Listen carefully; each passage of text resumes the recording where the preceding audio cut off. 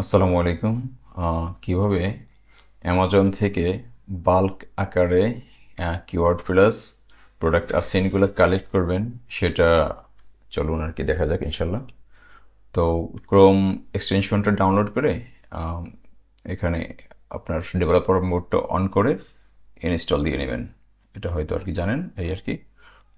তো এটা আসবে, আসার পরে আহ, এখানে কিওয়ার্ড করে দিবেন। ধরেন যে best air purifier, best gaming laptop. যত ছোট কিওয়ার্ড দিবেন তত রিলেভেন্ট প্রোডাক্ট বেশি পাবেন। তারপরে হচ্ছে পরবর্তীতে আপনি কিওয়ার্ডগুলো চেঞ্জ করে নিয়ে কাজ করতে পারবেন, সমস্যা নেই। তারপরে হচ্ছে ধরেন যে বেস্ট কি হতে পারে, এয়ার কুলার ইত্যাদি, এই তিনটাই আর কি দেখাই। এখন আপনি প্রত্যেকটা কিওয়ার্ডের জন্য কতগুলো করে আসিন বা প্রোডাক্ট চান সেটা আর কি। 10টা করে দিলে 10টা, 5 7টা, 10টা যাই দেন দেন। আমি আপাতত 5টা করে আর কি দেখাচ্ছি। এটা হচ্ছে ফিল্টার আপনি জিরো রাখলেও আপনার হচ্ছে ভালো রেজাল্ট দেবে, সমস্যা নেই। আপনি যদি চান স্পেসিফিক আর কি রেজাল্টটা, তাহলে এখানে মিনিমামগুলো rating, sales count, price, maximum price, minimum price, review count, এগুলো দিয়ে নিতে পারবেন। তো স্টার্ট কালেক্ট দিলাম, আপনার কোনো কাজ নেই। আর এটার জন্য অ্যামাজনে ঢুকতে হবে না, যে কোনো ট্যাব থেকে এটা হবে কাজ। বাট আপনি এই যে ইন্টারফেসটা আছে এক্সটেনশনের, এই ট্যাব থেকে আপনি কোথাও মুভ করবেন না।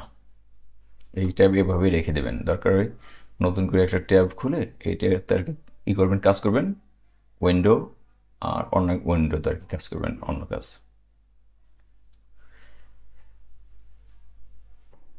তো এই ট্যাব থেকে অন্য ট্যাবে সুইচ করবেন না, এমনি হয়ে যাবে। এখানে কি দেখেন, এই যে কাজ হচ্ছে, লাস্টেরটা এসে গেছে, বেস্ট এয়ার কুলার। কালেক্টর শেষ, আপনাকে এই যে সিএসভি ফাইলটা ডাউনলোড করে দিছে। এখন দেখেন আপনি বেস্ট এয়ার পিউরিফায়ার্স দিয়ে 5টা দিয়েছিলাম, 5টা এখানে আসিন আছে, 5টা আসিনের 5টা প্রোডাক্ট আছে।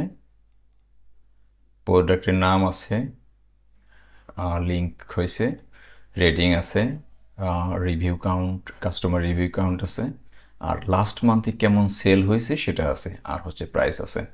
তো এখান থেকে আপনি সহজেই আর কি বুঝতে পারবেন কোন প্রোডাক্টটা কেমন।